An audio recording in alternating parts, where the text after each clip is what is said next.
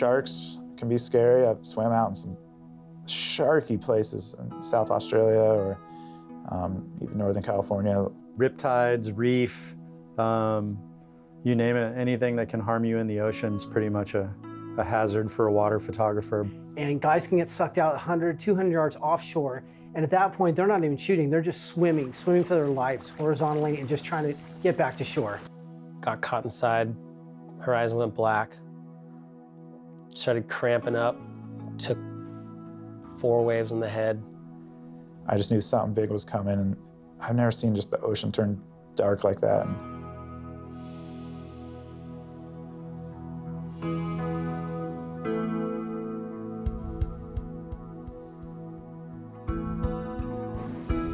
Surf photography is known for 2 types of photographers. The ones who sit on the beach, and the other ones who put their lives at risk, in the water. Few people know what water photographers go through to get the spectacular shots seen on the cover of surf magazines. In addition to having to be in top physical shape, having the right mental attitude is just as important to being a successful water photographer. Confidence is everything. Whether you think you can or you can't, you're right. Having the knowledge and having the confidence is like a big deal for sure. You can definitely sit on the beach and just put it off and procrastinate, and instead of just building up that confidence to jump out there and push yourself, you know. So it's a constant battle. It's definitely a mind game a lot, for sure. I knew great swimmers who couldn't make it out next to me because they tripped themselves out on an average sized day. Sometimes it helps to have a beer, loosen up. Like, I don't know, like there's a lot of things people do just to get psyched. Water photographers face a variety of dangers, ranging from strong rip currents to being hit by the surfers they're photographing. I think the most dangerous aspect of shooting the water is getting nicked by a board or getting knocked out, wherever you are. Hawaii, here. We have a lot of sand here, but still, it could happen. One Hawaiian died, like when I was first starting out in a backdoor pipeline. Just, I think, hit his head on the bottom and got knocked unconscious and pulled away in a little rip current, and no one found him for a few hours, and just like that, the guy's dead, you know? So that's how quick you can die out there. Or drowning, just getting held under for too long. That kind of scares me. I feel like I can't hold my breath for that long.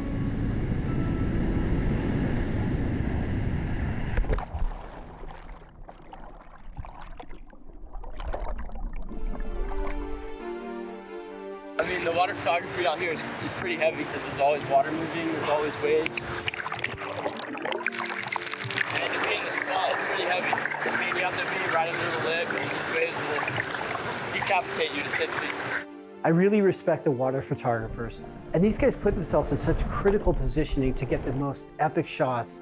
You know, all the best shots I remember growing up as a kid were all water shots. So when I see these guys out there, I just get so stoked to see them in the water. In spite of all the dangers, being in the water gives water photographers a totally different perspective that is virtually impossible for land photographers to get from the shore. I love shooting in the water because it's interactive and it's not observational.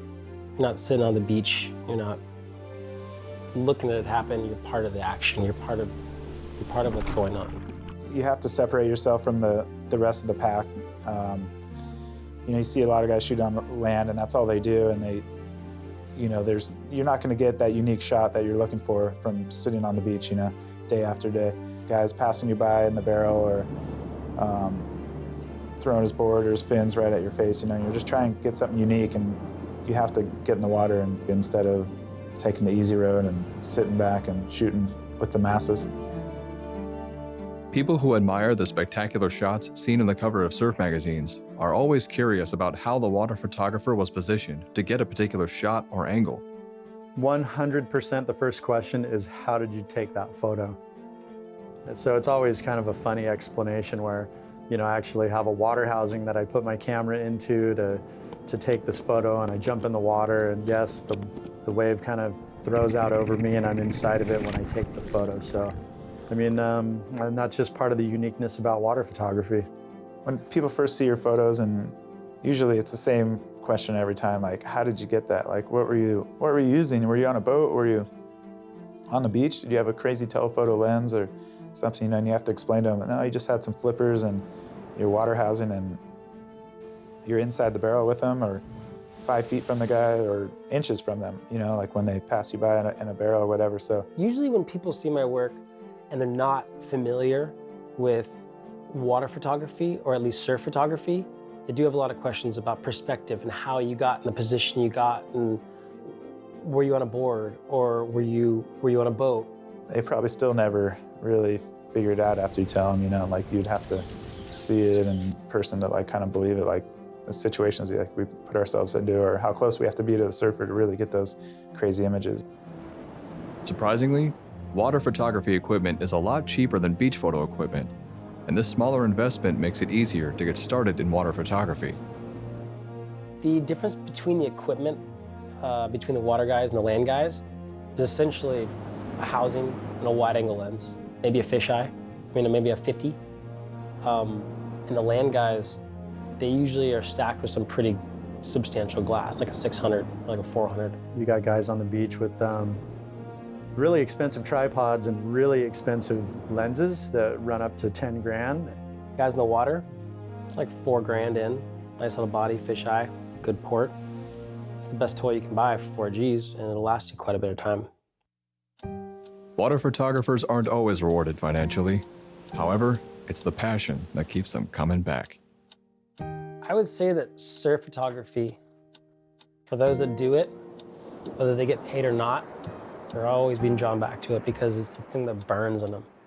Just being in the ocean is really gratifying, and coming up from a big wave in a big tube is still to this day like nothing more gratifying, like when you know someone passed you by in a big, beautiful barrel and you got the shot. Like there's no better feeling, and it's still as fun today as it was when I first started, I think. Just the passion of the photography and being out in the water and putting in the work and being amongst the action, and to be able to like basically walk off the beach and know that my camera is full of good images, and whether they end up anywhere, it doesn't even matter. It's the fact that I got to experience that. You give me a offshore day with a backlit wave and it's substantial size with someone who actually can surf, I will stay in the water all day. It makes everything worth it, even if I have no outlet for it. I come home and it's like candy for a kid. I'll sit in the computer and look at those pictures for hours, and then I'll go back for more.